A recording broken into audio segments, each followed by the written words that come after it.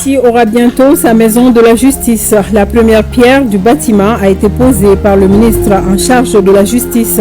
Le coût de réalisation de l'infrastructure est estimé à 920 millions de francs CFA. Et plus de 4 milliards 430 millions de francs CFA, c'est le coût total d'équipements médicaux, de médicaments antipaludéens, de carburant remis à l'INPS. Entièrement financé par le gouvernement, la remise a été faite cet après-midi par la ministre de la Santé et du Développement social. La chronique judiciaire s'intéresse aujourd'hui à l'erreur judiciaire, une erreur qui peut intervenir dans la prise de décision du juge. Comment réparer ce genre d'erreur? Des éléments de réponse dans ce journal avec Garibou Pérou. Les Aigles Espoirs du Mali prêts pour les Jeux Olympiques Paris 2024. Les joueurs ont reçu officiellement le drapeau national. C'était au cours d'une cérémonie présidée par le ministre des Sports. Voilà pour le sommaire. Bonsoir, bienvenue dans ce journal que nous débutons par le carnet d'audience du président du Conseil national de transition. Colonel Malik Diaw a reçu ce matin en audience l'ambassadeur de la Turquie. Entre les deux personnalités, il a été question de raffermissement de liens de coopération entre Bamako et Ankara. Les échanges ont également porté sur la situation sécuritaire, politique et économique du pays. Et dans l'espace AES, nous vous proposons d'écouter Efe Ceylan, ambassadeur de la Turquie au Mali. Il est au micro de Tamsir Djabati. Nous avons entretenu des relations turco-maliennes dans différents secteurs. Nous avons aussi parlé sur le raffermissement des relations interparlementaires. En Turquie, dans notre Assemblée nationale, nous avons créé le groupe de l'amitié turco-malien. J'espère que dans très peu de temps, le groupe malien sera aussi établi au sein du CNT. Nous avons aussi parlé de l'importance des visites mutuelles à haut niveau pour raffermir les relations. Le soutien de la Turquie à la lutte contre le terrorisme du Mali, la situation sécuritaire et politique au Mali et dans le Sahel, l'intérêt de mon pays pour développer des relations économiques et commerciales avec votre pays. Quel sera l'accompagnement de la Turquie dans ce sens-là pour ces trois États du Sahel qui sont déjà en confédération? Nous sommes en train de développer les relations au niveau bilatéral. Nous voulons que tous les peuples, tous les États africains soient en très bon terme entre eux. Les différentes options sont toujours valables, sont toujours sur la table. Il y aura toujours des choses nouvelles. Et la transformation, c'est inévitable et c'est quelque chose qui n'est pas mauvais, mais qui est bon pour les peuples. Donc, c'est la volonté des peuples qui sont essentielles. Donc, pour la Turquie, nous allons suivre la volonté des peuples. Je le disais à l'instant, Mopti aura très bientôt sa maison de la justice. La première pierre du bâtiment a été posée par le ministre en charge de la justice. L'infrastructure qui sortira de terre dans 6 mois sera réalisée à 920 millions de francs CFA. Elle devrait contribuer à l'atteinte des objectifs du gouvernement. Omar Maïga, reportage.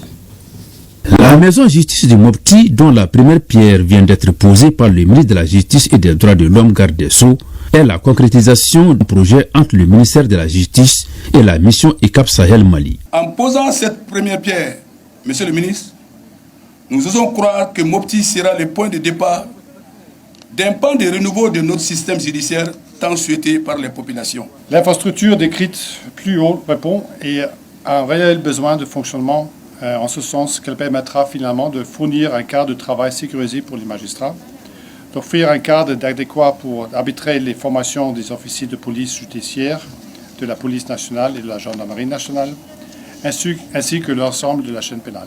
Et finalement d'offrir un cadre de vie, comme évoqué avant, pour les magistrats de passage, qui seront soit pour traiter les dossiers ou pour transiter vers des autres localités. Composé des bureaux, de salles multifonctionnelles de formation et de réunion, d'une zone de vie. Le coût estimatif du projet est d'environ 920 millions de francs CFA pour un délai contractuel de réalisation de 6 mois et demi. Le projet est unique et historique en ce qui est la vocation de l'infrastructure sort de l'ordinaire et répond à des besoins qui ont été forgés par le temps, l'évolution et le contexte. Sa vocation est multiple. Elle facilitera le mouvement des acteurs de la justice dans les deux sens et dans le cadre de l'accomplissement des missions de l'État. Une structure de déconcentration de l'Institut national de formation judiciaire Maître Demba Diallo, auquel elle est rattachée. Jamais réalisée au compte du ministère de la Justice et des Droits de l'Homme, la maison justice du Mopti a une vocation multiple. La réalisation de cette infrastructure contribuera à l'atteinte des objectifs du gouvernement quant au retour de l'administration dans les régions du centre et du nord afin que les services publics de l'État dans tous les secteurs soient disponibles et opérationnels sur l'ensemble du territoire national. Elle participe de la vision et des orientations du président de la transition, chef de l'État, son Excellence le colonel Assimi Goïta, de bâtir une justice accessible, moderne, dynamique et orientée vers la satisfaction des besoins de nos concitoyens. La maison justice de Mopti, qui paraissait comme une vue de l'esprit, est en passe de devenir une réalité. La visite de courtoisie aux autorités traditionnelles et dans certaines structures relevantes du département de la justice et des droits de l'homme a couronné les activités du ministre Kazogé à Mopti. Première conférence visio des ministres en charge de la communication et de l'économie numérique de l'AES. Cela à l'application des instructions des 3 chefs d'État, à savoir mettre en place une stratégie de communication sur l'AES, ses objectifs, son intérêt. Au terme de la conférence visio, nous vous proposons d'écouter le ministre en charge de la communication, Alhamdou Aga Ilienne. Il est au micro de Arédjo Matina. Nous venons d'organiser notre première visioconférence. C'est en application des instructions de nos différents chefs d'État pour pouvoir vraiment faire le maximum de communication sur l'AES pour la souveraineté des États, pour la sécurisation des populations et puis pour le développement de nos peuples. Donc nous avons donné des instructions à nos directeurs des organes de presse publique et privée afin qu'ils nous sortent dans les 48 heures des actions d'urgence en termes de communication et de numérique à faire à l'adresse de nos populations et de la communauté internationale. En plus de cela, nos techniciens vont se réunir d'ici une semaine pour nous sortir aussi un projet de charte graphique bien peaufiné et puis des signaux, des modèles et puis des visios par rapport à l'AES, des moyens de communication par image. Nous suivons les instructions de nos plus hautes autorités. Je pense que l'AES va étonner bientôt les gens sur le plan de la communication. La ministre de la Santé et du Développement social a remis cet après-midi un lot d'équipements médicaux, d'équipements d'analyse de labos, de médicaments antipaludéens, de carburant à l'INPS. La ministre a également inauguré le laboratoire niveau P3 biosécurité de l'Institut national de santé publique. Le coût total de ces investissements s'élève à plus de 4,430 milliards de francs CFA financés par le gouvernement. Youssouf Diakité. À gagner le pari de l'accès de tous à une santé de qualité au Mali, le ministre de la Santé et du Développement social remet des équipements de divers rôles dont l'objectif reste l'amélioration du plateau technique sur toute l'étendue du territoire national. La présente cérémonie de remise intervient à la demande des services hospitaliers, vise à renforcer le système de santé du pays. Elle est une réponse des autorités aux besoins exprimés par les professionnels du secteur pour relever le niveau des plateaux techniques, des structures sanitaires à un moment où les attentes de la population en matière de santé deviennent de plus en plus fortes. Le labo P3 pour moi c'était un rêve et ça vient d'être réalisé. Nous avons fait beaucoup d'analyses en dehors de la République du Mali pour aller les effectuer ailleurs et aujourd'hui c'est fini. Ça veut dire tout simplement que nous sommes sur la bonne voie pour assurer la souveraineté sanitaire. Mais le plus important pour nous, c'est non seulement de prendre soin de ces matériels, mais aussi c'est de travailler sérieusement dans nos structures. Près de 4 milliards 500 millions de francs CFA, c'est le coût total de cet investissement entièrement financé par le gouvernement du Mali. Il convient de noter que notre volonté de doter tous les établissements de santé du Mali est une politique qui émane de la vision stratégique des plus hautes autorités, notamment son Excellence, le colonel Assimi Goïta, président de la transition, chef de l'État. Ces montants sont certes importants, mais ils sont à présent en dessous de notre ambition à prendre en charge tous les défis liés au secteur de la santé et du développement social, dont je vous donne l'assurance qu'avec la vision de son Excellence, le colonel Assimi Goïta, et de vos implications et dévouements, nous serions en mesure de faire d'autres acquisitions pour nos entités. Ceci démontre une fois de plus la détermination des autorités de la transition à créer les conditions de stabilité pour chaque Malien où qu'il se trouve. Un nouveau dépôt de transit de déchets à Bamako. Il est situé au flanc de la colline de Koulouba. Le ministre de l'administration territoriale et ses collègues des infrastructures et de l'environnement se sont rendus sur le site financé par l'ANICT à hauteur de plus de 300 millions de francs CFA. Reportage Agibou Koulibaly, Gaussou H-Touré. Le nouveau dépôt de transit des déchets construit au flanc de la colline de Koulouba marque une avancée significative dans la gestion des déchets urbains à Bamako. Ce dépôt, il est vraiment moderne. Nous avons l'emplacement de 6 caissons. C'est des caissons de 20 mètres cubes qu'on va poser. Donc, quand ces caissons seront remplis, les camions vont venir prendre les caissons une fois remplis. Maintenant, pour les amener au niveau de la décharge finale de Numumbougou. Les travaux ont démarré en janvier 2023. Heureusement, aujourd'hui, vous voyez les sites sur lesquels nous sommes aujourd'hui. Donc, nous remercions tous les acteurs qui ont contribué à la réussite de ces projets. Et je sais que ces projets, ça c'est un début pour la modernisation de l'évacuation des déchets au niveau de la ville de Bamako. Cette infrastructure moderne est le fruit d'un travail acharné et de l'utilisation des meilleures technologies disponibles pour assurer une gestion efficace des déchets dans notre ville. Tout le travail qui a été abattu par ce comité interministériel, dont la réalisation aujourd'hui ou la finalisation de cette infrastructure est l'une des retombées. Il y a beaucoup d'autres actions qui sont en cours, notamment à travers le projet Priba. Il s'agit notamment de la réalisation d'au moins 25 décharges de transit modernes comme celui-ci. Il y a d'autres projets structurants tels que la réqualification de la décharge de Numumbougou qui est projetée aussi et la réalisation d'une nouvelle décharge sur la rive droite et ainsi que la réalisation de stations de boue, de traitement des vidanges qui sont prévues aussi. Donc ça veut dire qu'il y a beaucoup d'infrastructures structurantes qui sont prévues pour moderniser, pour asseoir le soubassement d'une bonne gestion des déchets solides et liquides de la ville de Bamako. Il y a quelques années, vous vous souviendrez que c'était une entreprise non malienne qui s'occupait des questions de salubrité dans notre pays. Au-delà de cet aspect, il est important également de relever que les résultats escomptés, malheureusement, n'étaient pas là. Bamako était une capitale extrêmement sale. Fort de ce double constat, le chef de l'État a décidé de mettre en place un comité interministériel dans un premier temps afin que nous nous approprions nous-mêmes et que nous assumions pour des questions de salubrité. Il était inconcevable qu'une entreprise étrangère prenne en charge des questions de salubrité dans notre pays. Nous avons des bras valides, nous avons l'intelligence qu'il faut. Je pense que quelques années après, nous voyons un peu les résultats. Le ministre Maïga a réitéré l'engagement du gouvernement à soutenir des initiatives similaires à travers tout le pays afin de renforcer les capacités locales en matière de gestion des déchets et de protection de l'environnement. Et ce communiqué de la direction de la SOMAGEP SA qui informe l'opinion nationale qu'il est constaté depuis un certain temps des actes d'intrusion et de sabotage sur leur site, dont le dernier en date du 1er juillet 2024. En effet, dans la nuit du 30 juin au 1er juillet 2024, des individus mal intentionnés se sont introduits dans la station compacte de Sotuba pour sectionner des câbles d'alimentation électrique. Cet acte de sabotage a eu pour conséquence des interruptions dans la fourniture d'eau dans les communes 1 et 2 du district de Bamako et des dégâts importants sur des installations et appareils de la station.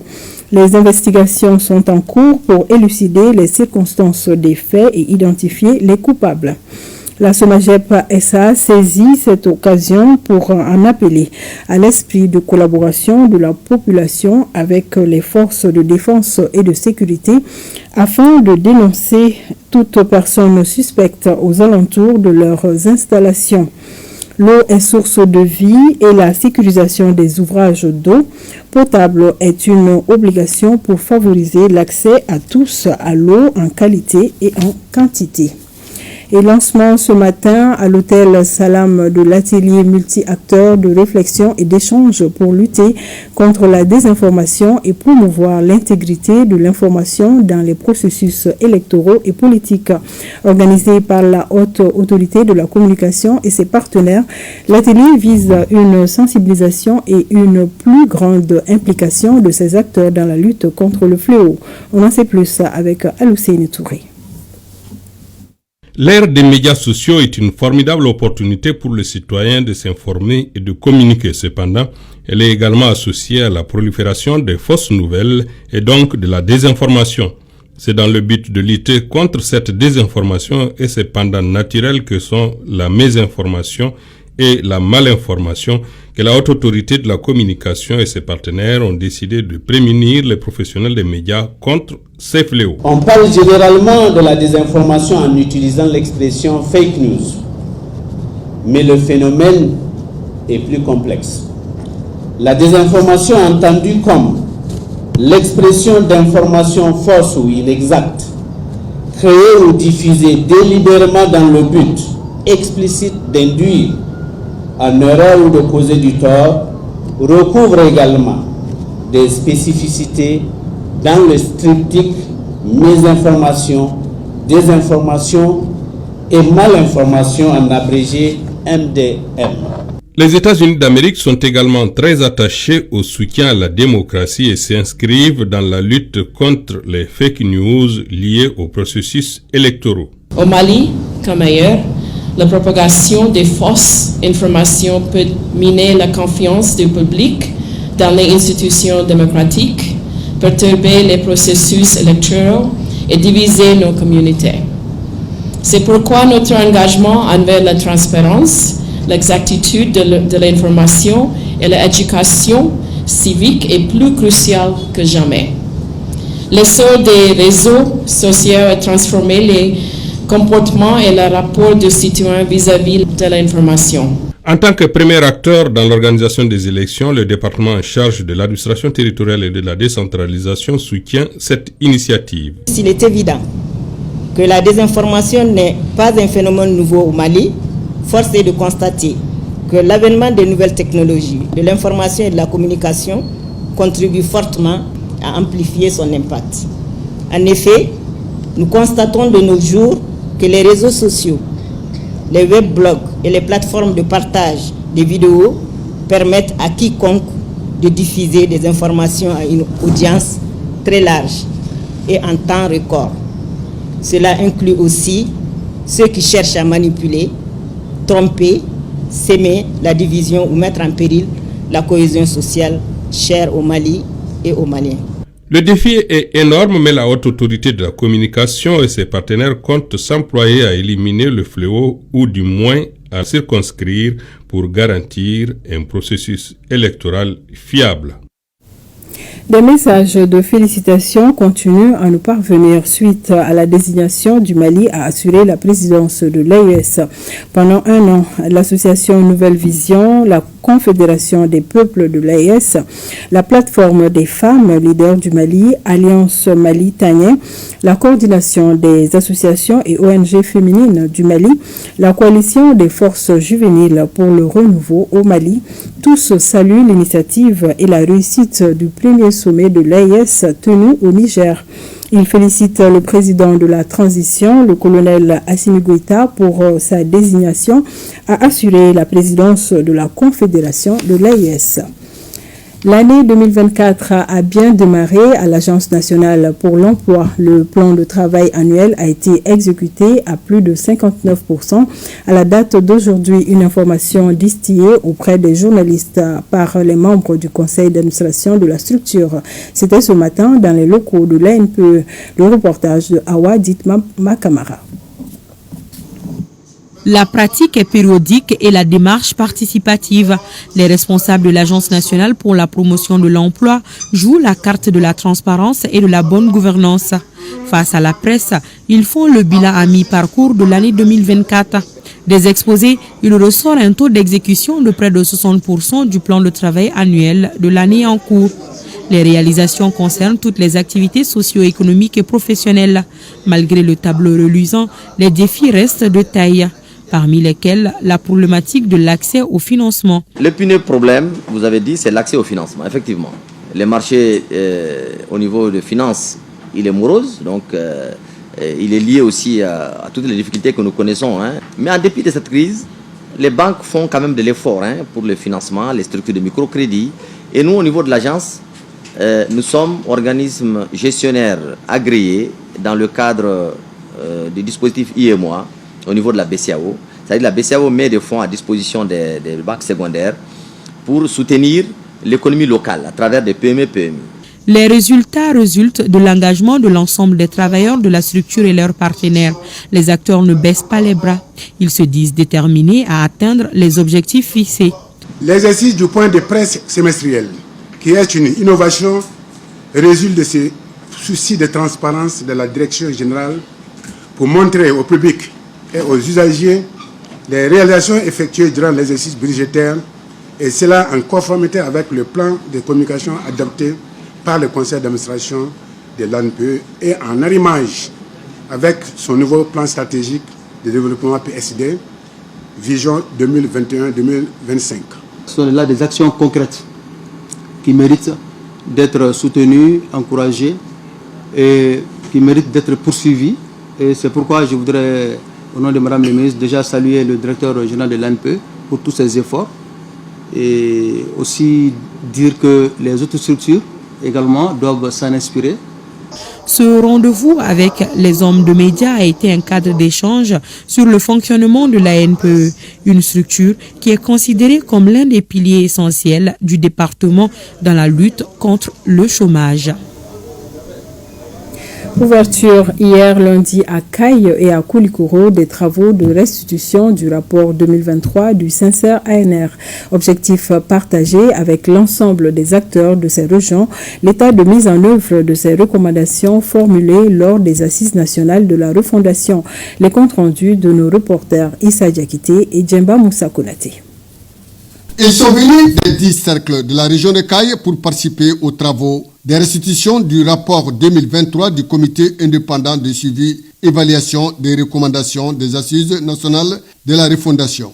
Ce sont les autorités administratives, militaires, des légitimités traditionnelles, des représentants des confessions religieuses et les forces vives de la région de Caille. Au cœur des échanges, l'état de mise en œuvre des recommandations afin de mettre la lumière sur ce qui a été dit et ce qui a été fait. Un processus qui a comblé les attentes des populations.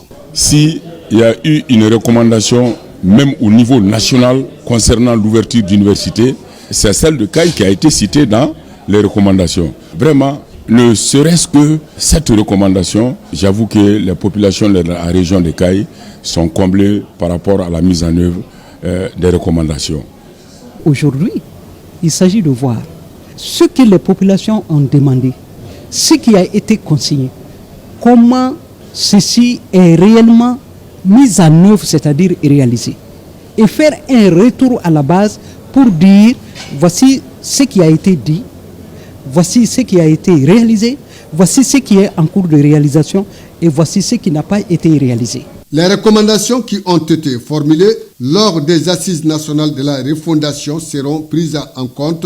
Les anciennes habitudes qui n'observaient pas les suivis qui souffraient dans les tiroirs. Et pour dire que cette fois-ci, le suivi sera effectivement fait. Et les recommandations que nous avions eues lors des ANR seront bel et bien exécutées. Le deuxième rapport du comité indépendant de suivi et évaluation des recommandations des Assises nationales de la refondation, SINCER-ANR, fait état de la réalisation de 20 recommandations et 33 ont été entamées contre 55 que le gouvernement s'était proposé de faire. Au cours de cette journée de restitution, la délégation du SINCER-ANR a passé au peigne fin les secteurs qui ont été pris en compte dans ce deuxième rapport. La priorité des priorités, et là les populations ont compris, c'est qu'il faut la sécurité. Donc beaucoup d'efforts ont été réalisés du côté de la sécurité, donc forcément ça va se ressentir sur d'autres projets. Mais on est en train de bouger, on est en train de réaliser. Et pour un pays comme le Mali, tout reste à faire en réalité. Parce que nous avons vu cette année, tout à l'heure, la route de Koulikoro. Cette route est en train d'être reprise. Ça reste à faire. Le Comment est à reprendre, la commune est à refaire. Cette rencontre devra permettre de collecter les éléments de perception des différents acteurs sur le processus de refondation de l'État en cours. À l'instar de sa première année d'exercice, le SINCER-ANR a produit son deuxième rapport qui a été remis au président de la transition lors d'une cérémonie solennelle en qualité d'instrument de mesure et d'orientation de la mise en œuvre des recommandations des assises. Le chef de l'État a instruit au comité de procéder à une large restitution des résultats obtenus tout en identifiant les problèmes, quelle que soit leur nature, pour pouvoir agir sur les causes et faire en sorte que la volonté du peuple s'accomplisse. Cette journée de restitution a permis aux participants de mieux appréhender la quintessence du rapport annuel 2023 du SINCER-ANR à travers des questions, observations et contributions pertinentes pour accompagner le comité dans la mise en œuvre des recommandations des Assises nationales de la refondation de l'État. La délégation a remis un lot du rapport annuel 2023 du SINCER-ANR au gouverneur de région pour les autres cercles de sa circonscription. Jean de Koutiala, le gouverneur a visité le camp militaire en construction. Les travaux dont la fin était initialement prévue le 14 juin dernier ne sont pas encore finis à cause de certaines contraintes. L'entreprise Djadji Campo, chargée de la maîtrise d'ouvrage, a rassuré le visiteur que le boucle du chantier sera bouclé dans quelques mois. Brahima Kone nous en dit plus. Le gouverneur accompagné d'une délégation sécuritaire visite le chantier du camp militaire de la région de Koutiala, situé à environ 25 km de la capitale de l'Or-Blanc. Les travaux de construction de cette infrastructure, dont la fin était initialement prévue le 14 juin dernier, tardent à finir. Ce n'est pas du tout normal qu'avec tous les moyens dont il dispose, qu'on soit en retard aujourd'hui. Et les autres régions, je peux dire, sont même plus qu'en avance sur nous. Et là, je suis très jaloux, positivement jaloux. Et les entreprises ont les mêmes moyens. Donc, encore une fois de plus, je les exhorte à doubler d'efforts, à être beaucoup plus présents et à nous donner un chantier bien terminé, bien fini.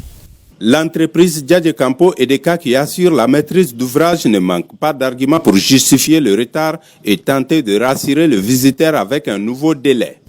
Nos difficultés sont liées à la contrainte liée à la topographie du terrain, les délimitations, d'approvisionnement aussi.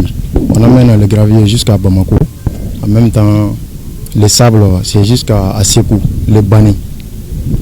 Donc maintenant c'est très loin. On a débroussé beaucoup d'arbres ici qui n'étaient pas dans le devis.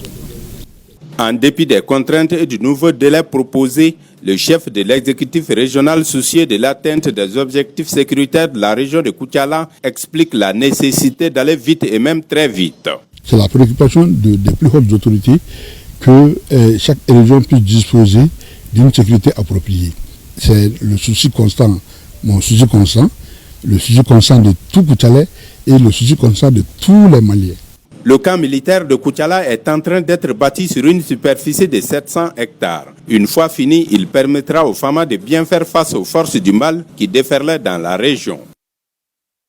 Une mission du commandement de la 5e région militaire de Tombouctou a effectué des actions civilo-militaires dans le village de Teherje, dans la région de Tombouctou.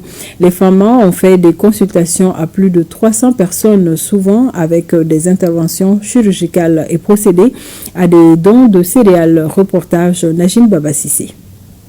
Dans ces actions civilo-militaires, le commandement de la 5e région militaire vient en aide aux populations de Teherje, village situé à une trentaine de kilomètres de Tombouctou, non loin de Ber, où les populations reviennent en grand nombre. Les actes posés sont entre autres des consultations médicales avec intervention chirurgicale en passant par des dons de céréales.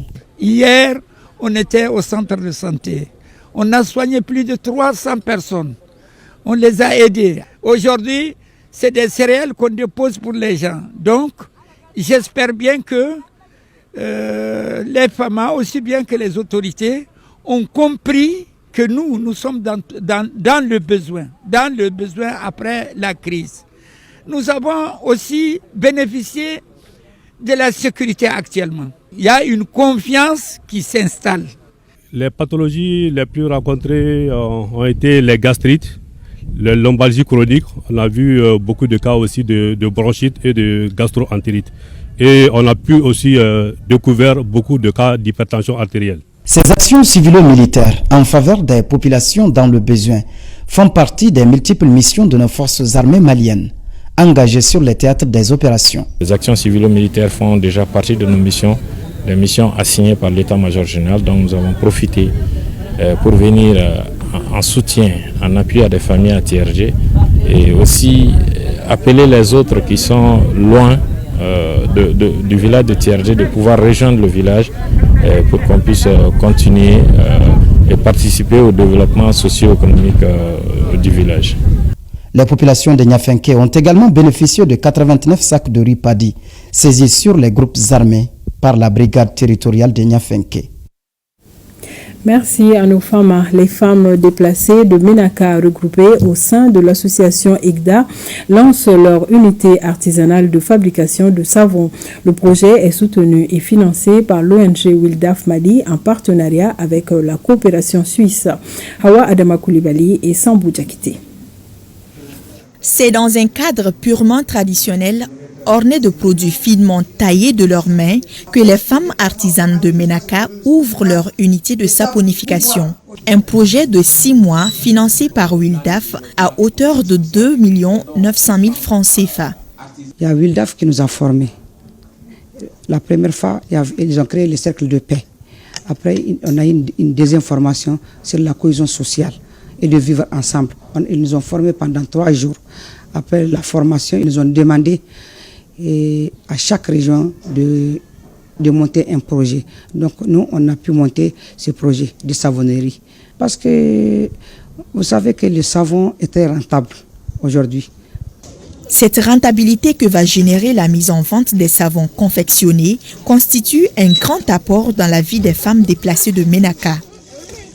On remercie vraiment l'ONG Wildaf vraiment qui a pensé pour la région de Ménaka et qui a pensé à nos souffrances. Donc cette savonnerie peut être utile pour les femmes de la région de Ménaka. Au moins, elles puissent faire des activités qui vont leur donner des bénéfices pour faire la prise en charge de leur famille, de leurs enfants.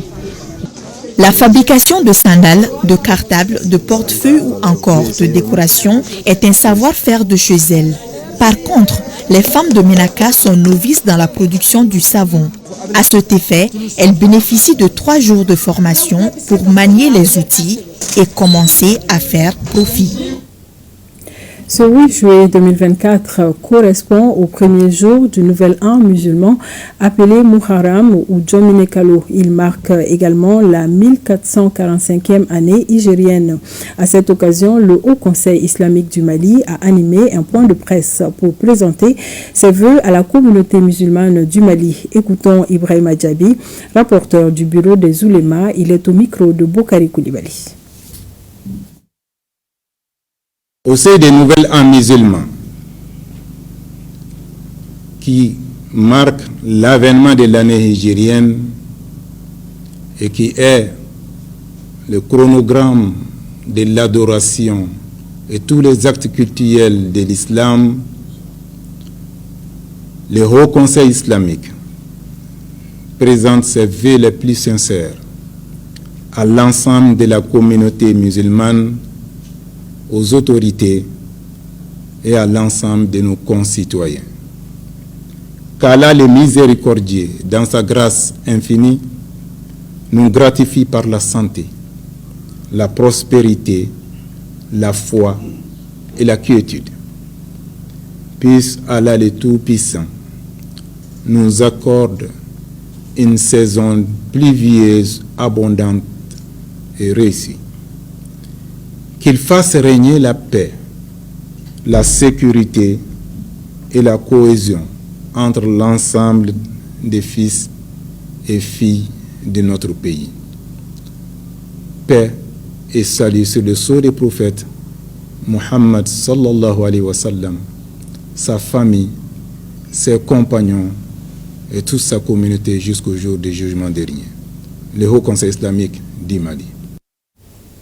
Bonne année à toute la communauté musulmane. Canal Plus Mali a procédé jeudi dernier à la remise d'abonnements gratuits à ses abonnés. Après le tirage au sort, ils sont 60 abonnés à bénéficier d'un abonnement de 6 mois.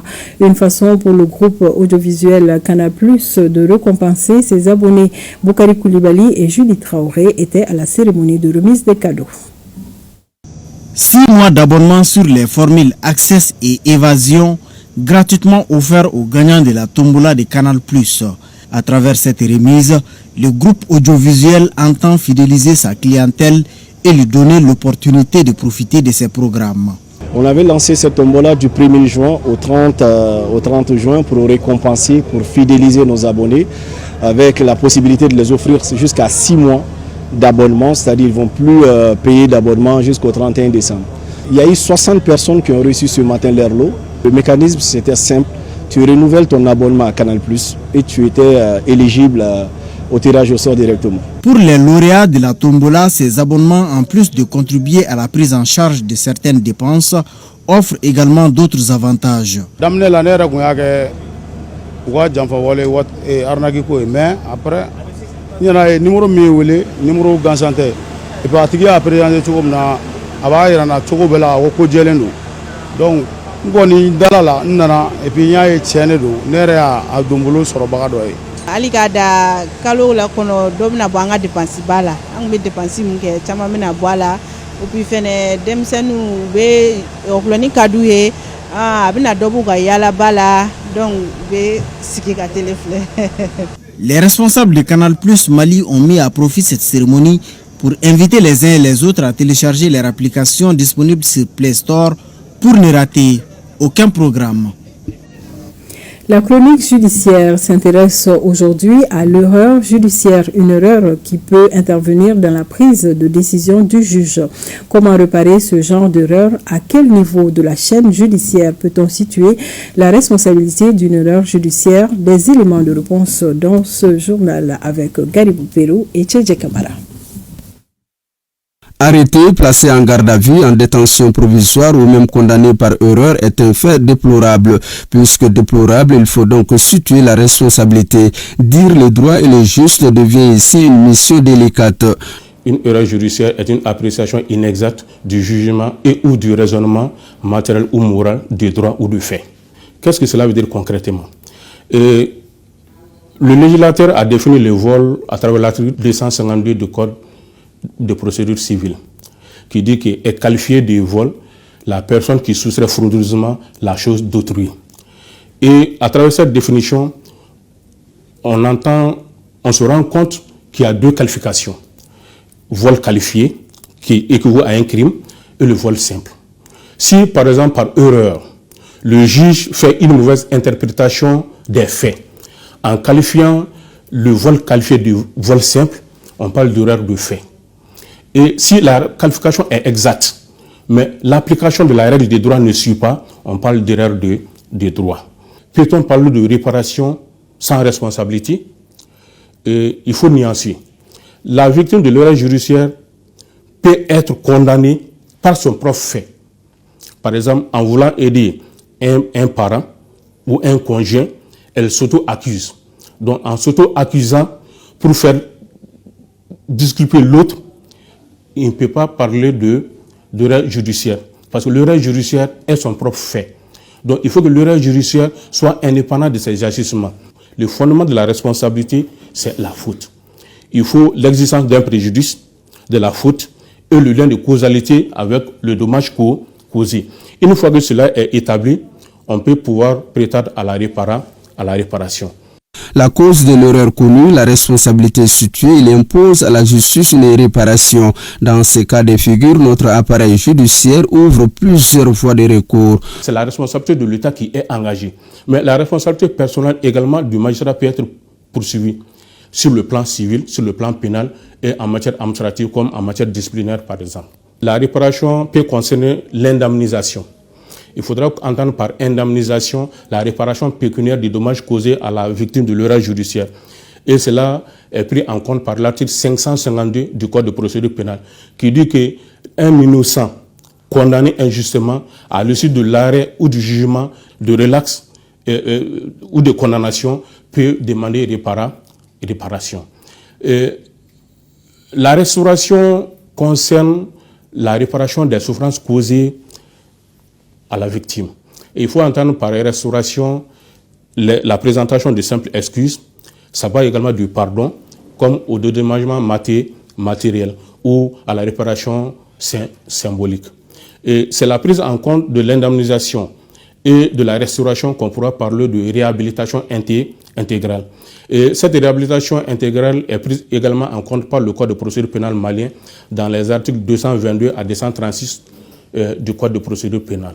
La réhabilitation intégrale, que vaut cette réhabilitation par exemple pour celui ou celle qui a perdu emploi, mariage et connu le rejet de la société au nom d'une erreur judiciaire? Le terme réhabilitation intégrale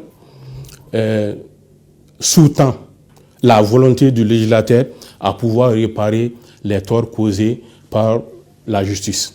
Mais il faut reconnaître également que la réhabilitation intégrale ne saurait en aucun cas être complète ou totale, dans la mesure où cet affront social, ces souffrances causées à la victime ne pourraient en aucun cas s'effacer totalement. Parce qu'il peut aller de la mise en écart de la victime en question, de l'abandon par la victime, par ses proches, et il y a un tas de problèmes en réalité auxquels la victime de l'erreur judiciaire fait face. Innocentée ou reconnue non coupable, la victime de l'erreur judiciaire se retrouve brisée dans sa chair et dans son âme. Même réhabilité intégralement, il passe le reste de sa vie ancien locataire de prison. En route pour les Jeux Olympiques Paris 2024, les Aigles Espoirs du Mali ont reçu ce matin le drapeau national des mains du ministre en charge des sports au nom du président de la transition. Le compte-rendu de la cérémonie avec Siragatou Sissé et Mohamed Sidibé.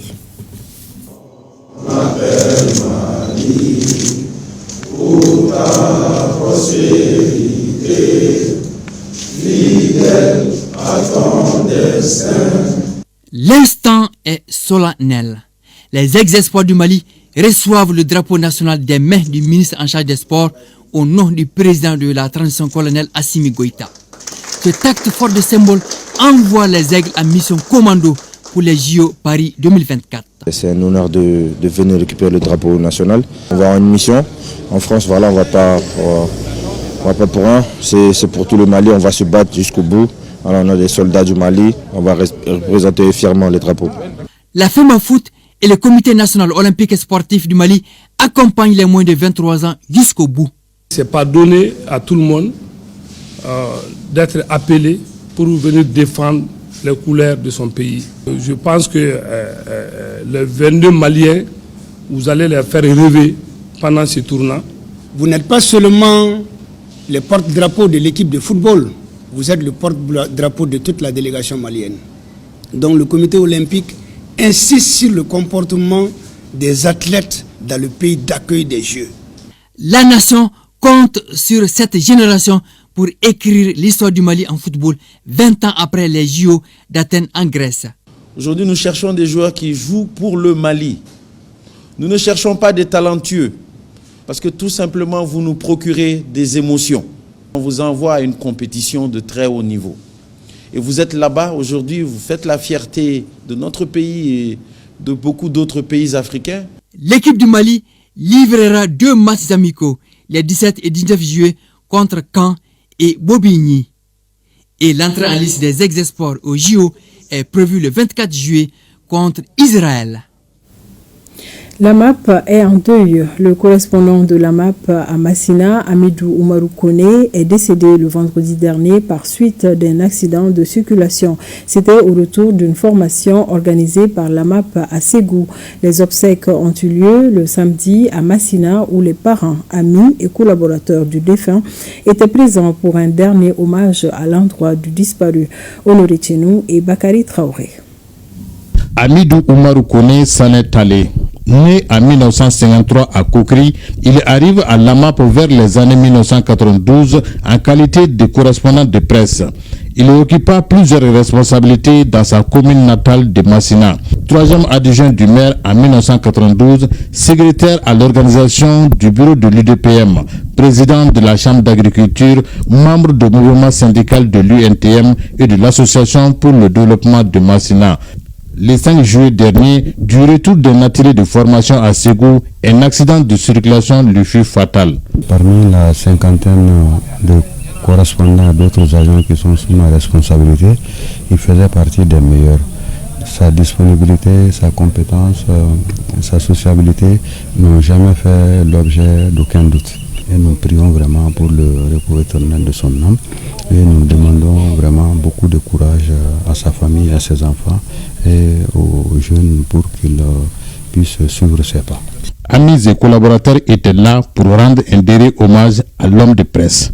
Pour la famille, il est capable de se tordre en plusieurs pour honorer les familles d'autrui.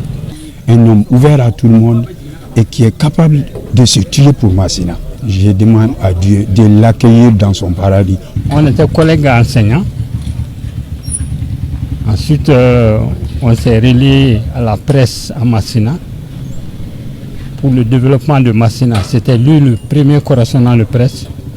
Moi, je l'ai remplacé. C'est un homme vraiment impeccable. Je souhaite que son âme repose en paix. Amidou Oumarou Kone repose désormais au cimetière de Massina, laissant derrière lui son épouse et 7 enfants. Dors en paix, doyen. Amen. Et c'est ce qui referme ce journal. Merci de nous avoir suivis.